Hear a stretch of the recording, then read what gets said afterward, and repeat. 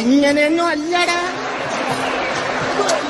എടേ ഇത് നമുക്കിന്ന് പോണ്ടേ?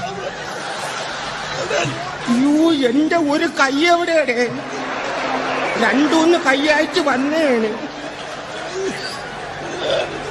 ഇത് ഏത് ഭാഷയുടെ ഇത്? തൊണ്ടക്കുഴി ഇറുവിയെന്ന് തോന്നാൻ അനുഭവിച്ചോ?